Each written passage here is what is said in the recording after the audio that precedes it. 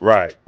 As you see here, they arrested Gervonta Tank Davis. Of all places, he has the U.S. Marshals tracking him down as he's on the run. He's a wanted man with a warrant out all over the United States. He goes on the run for 2 weeks and stays in the state. Gervonta Tank Davis, at the absolute height of his stardom, has gone from the main event to a most wanted list. After vanishing for weeks and forcing the U.S. Marshals into a high-stakes manhunt, the undefeated superstar has finally been captured in Miami. This isn't just another run-in with the law or a simple misunderstanding. This is a federal takedown involving serious charges of attempted kidnapping. And for the first time in his life, Tank isn't fighting for a knockout. He's fighting for his freedom.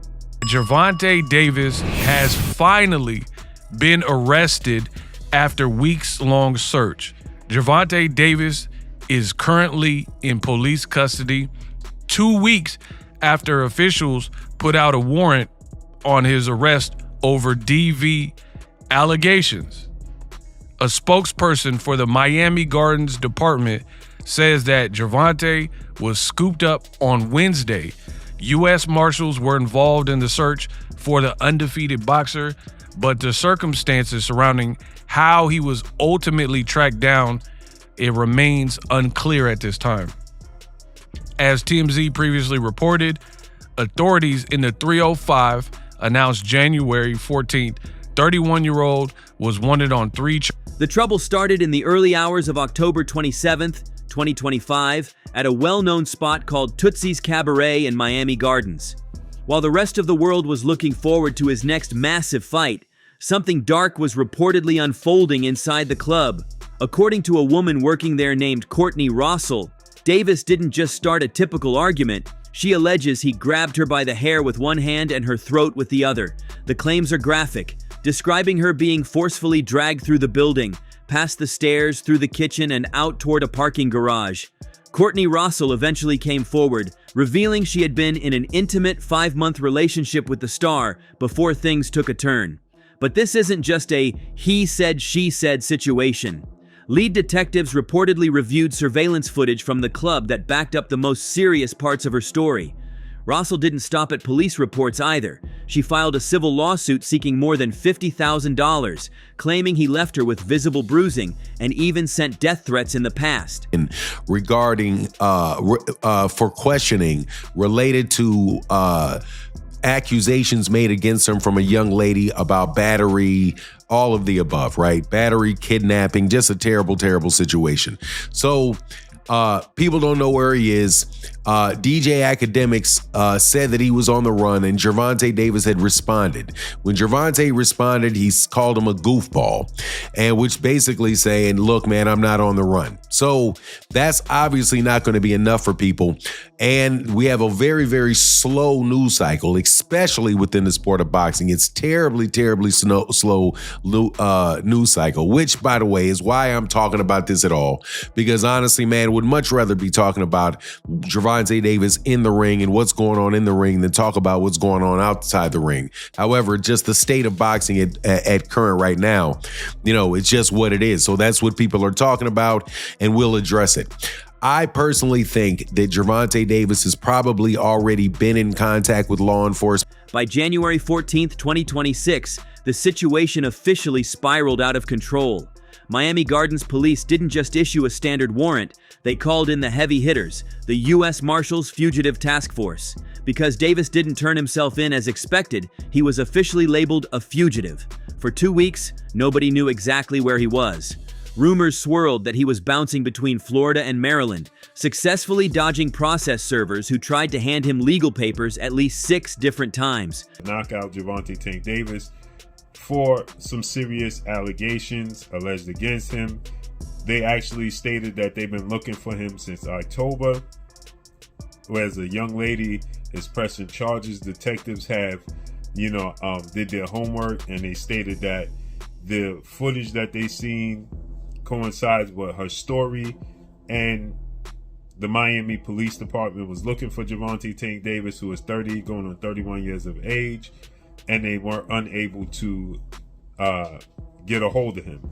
So they then partnered up with the U.S. Marshals, and with the U.S. Marshals, 2 weeks ago, they announced that he is a wanted man and a fugitive, and they was on the hunt for Gervonta Tank Davis. He took to social media last week, which is a slap in the face for them, and finally they caught up to Gervonta Tank Davis. With that said, he's facing a minimum of 48 months, which is 4 years. 12 months in a year, 48 months, 12 times 4, 48. Maximum, what one of the counts is alleged kidnapping. That holds in the state of Florida anywhere from 48 months to 15 years. While Davis was on the run, the boxing world started moving on without him. The WBA made the ruthless decision to strip him of his active title, reclassifying him as a champion in recess. Some headlines have screamed that Tank Davis has been stripped, but Gervonta Tank Davis has not been stripped of his title. He's been declared a champion in recess. So what does that mean? Well, because the sanctioning body has determined that it's not clear when Tank will be able to return to the ring, that means they are going to move on with the division. They'll hold other title fights in that division, but since Tank is the champion in recess, if and when he ever decides to return to the ring, Tank will have the option of challenging the title holder at that time. Is the sanctioning body punishing Tank because he's been caught up in yet another domestic violence incident? I don't think so, only because this is not the first time that this has happened. I have not kept a tally of how many times Gervonta Tank Davis has been apprehended on charges of domestic violence, but I believe this is at least the third time. So, I mean, perhaps this is the straw that broke the camel's back as far as the sanctioning body is concerned. This was a massive blow, but it was nothing compared to what happened with his scheduled mega fight against Jake Paul. That event, which was supposed to be a groundbreaking live sports moment for Netflix, was completely scrapped. Jake Paul didn't hold back, publicly calling Davis a walking human piece of garbage and apologizing to fans for the mess. Again, I'm not being insensitive or callous to the victim in the situation, but I'm just saying that, I just don't think that it's that serious that, he will get 15 years. She stated that he struck her, so on and so forth, right? The thing for me that this is just going to derail his career, in my opinion. And if he does come back, he won't be the same. He was already 1 foot in, 1 foot out. The thing is that he have other cases that's against him. That's where the issue lies. And those cases involve women, right? Then you have the footage of him dragging his children's mother out of a basketball game, the same manner in which this young lady is accusing him of doing out her place of business that he walked into. Not to mention, he had the hit run case with a pregnant woman in Baltimore that was on probation for that, right? So there's just a lot that he has stacked against him in this situation. It's unfortunate. I've seen many people say, oh, well, why are they putting a manhunt out for him if he's already arrested? This is a completely different case than that case with his children's mother. This woman is not his children's mother. Those other two cases was his children's mother, and the case in Baltimore it was a pregnant hit and run. It has nothing to do with this case. Absolutely nothing. So let's see how this unfolds and plays out, man. But this wasn't the first time Davis had seen the inside of a courtroom. Many fans remember the 2020 incident where he was filmed grabbing a woman at a basketball game, or his 2023 hit-and-run conviction that landed him in jail. But the combination of attempted kidnapping charges and a federal manhunt felt different. This time, the face of boxing wasn't just facing another fine or house arrest. He was facing a potential prison sentence that could end his prime years in the ring. The chase finally ended on Wednesday, January 28, 2026. Authorities tracked Davis down at a home in the Miami area and took him into custody without further incident. It was the end of a weeks-long game of cat and mouse, but only the beginning of a massive legal battle.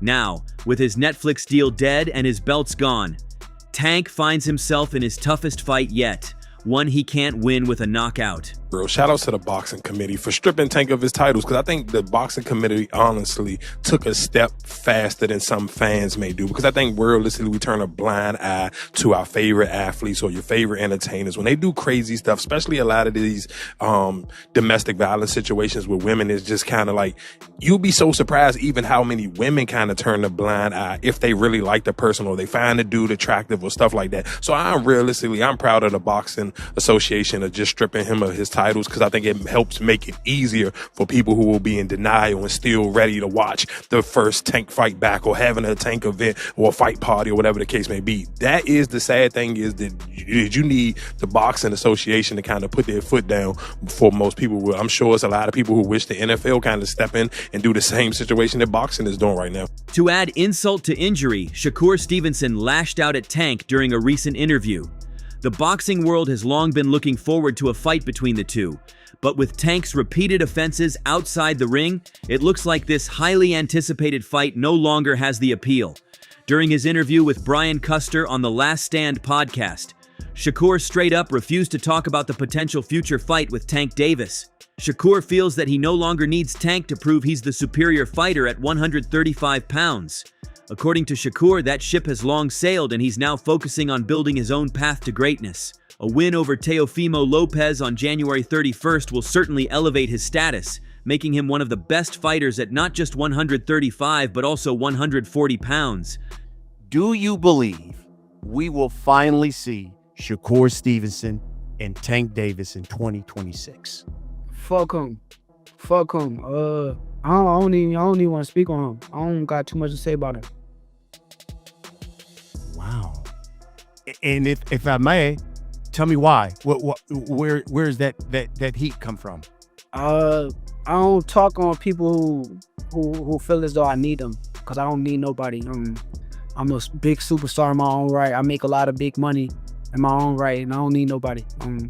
So yeah, I don't want to speak on him. You know, and I don't know if you've seen this. We had your good friend Keyshawn Davis on The Last Stand, and the crazy thing was, I asked him the same question: Will we finally see Shakur and Tank in the ring? And his response was, "Listen, I'm the guy that Tank doesn't want to fight." He said, "Because we sparred, and I tried to beat him up after we sparred. I'm his kryptonite, and I will knock Tank out, and he knows that." Obviously, the quote has gone viral, and people are like, whoa. Give me your thoughts, because you know them both. What would you think about if those two ever fought? I pick Keyshawn against anybody. That's my brother. So at the end of the day, he a businessman, and he's not just a businessman. He's a superior athlete, and anybody he fight out. As for Tank, it doesn't look like he'll be fighting at all in 2026. As he sits behind bars awaiting his next move, the question everyone is asking is whether we've seen the last of Gervonta Davis in a professional ring. Can a star survive this many serious accusations, or has the boxing world finally decided to move on to someone else? With the Jake Paul fight canceled and the WBA looking for a new champion, it feels like we're watching the final chapter of a very different kind of legacy. But what do you think about Tank Davis's latest fiasco? Is this the end of his career? Will we ever see him fight in the ring in 2026? Let us know in the comments below. That's all from today's video. If you enjoyed it, remember to leave a like, subscribe, and ring that bell icon so you never miss our upcoming videos. And don't forget to share your thoughts in the comments section. Stay tuned, and we will catch you in the next video.